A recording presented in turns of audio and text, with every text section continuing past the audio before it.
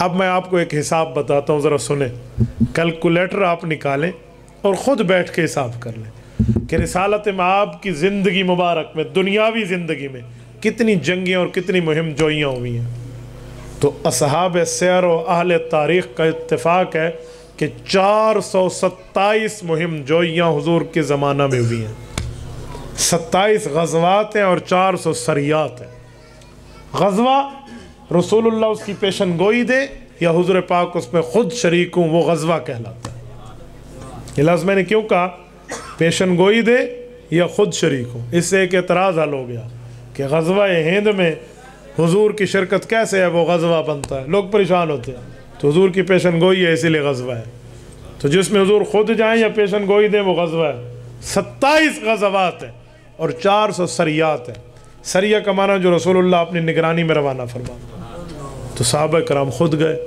اب 427 جنگوں میں کتنے بندے شہید ہوئے ہیں ذرا کاؤنٹ کر لیں، آپ دیکھتے جائیں۔ پہلی اسلام کی جنگ بدر، یہ مسلح نمبر پہ تیسرے نمبر پہ، پہلے نمبر پہ اس لیے کہ لڑائی ہوئی ہے، ترتیب کے اعتبار سے تیسری ہے۔ اس سے پہلے 2 غزوے ہیں، غزوہ بوات بھی اور غزوہ عشیرہ بھی ہے، تیسرے نمبر پہ بدر ہے۔ ان 2 میں لڑائی کی نوبت نہیں آئی تھی، اسی لیے ان کو گنتے نہیں ہیں، پہلا بدر کہتے ہیں، ورنہ ترتیب میں بدر تیسرا ہے، مسلح ہونے میں پہلا ہے۔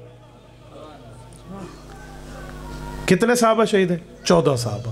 سب سے پہلا صحابی سیدنا مہجہ بن عبداللہ رضی اللہ عنہما ہے، جو حضرت عمر کے آزاد کردہ غلام ہے اور بدر کے پہلے شہید ہیں، اور بدر کے شہداء میں سید الشہداء مہجہ بن عبداللہ۔ آپ بدر جائیں، ان کا نام لکھا ہوا ہے صحابہ بدر کے شہداء میں۔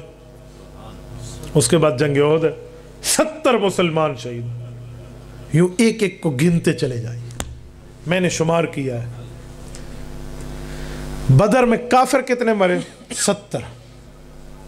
ٹھیک ہو گیا، یوں گنتے جائیں، مسلمان کافر، مسلمان کافر، اپنے پرائے، اپنے کل اموات کتنی ہوئی ہیں ان 400 سریات میں؟ صحابہ بھی اور دشمن بھی، اپنے بھی اور پرائے بھی، کل کتنے قتل ہوئے؟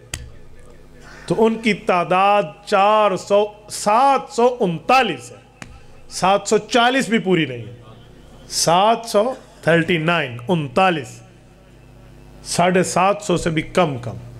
یہ پیغمبر کریم کی زندگی مبارک کی 27 غزوات اور 400 سریات، 427 مہم جوئیوں کا رزلٹ ہے، 750 سے بھی کم بندہ۔ اور جب ختم نبوت کی باری آئی، ابو بکر نے ایک جنگ میں 1200 صحابہ ذبح کرا دیا۔ اب اندازہ لگائیں اس کی کتنی اہمیت ہے۔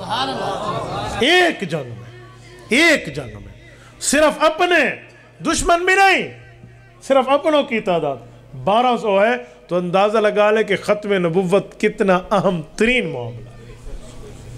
اور میرے دوستو، ختم نبوت کے تحفظ پر صحابہ کرام کی قربانیوں کا آپ اندازہ لگائیں تو آپ حیران ہو جائیں کہ پیغمبر کے صحابہ نے ختم نبوت کے لیے کیا کیا نہیں کیا۔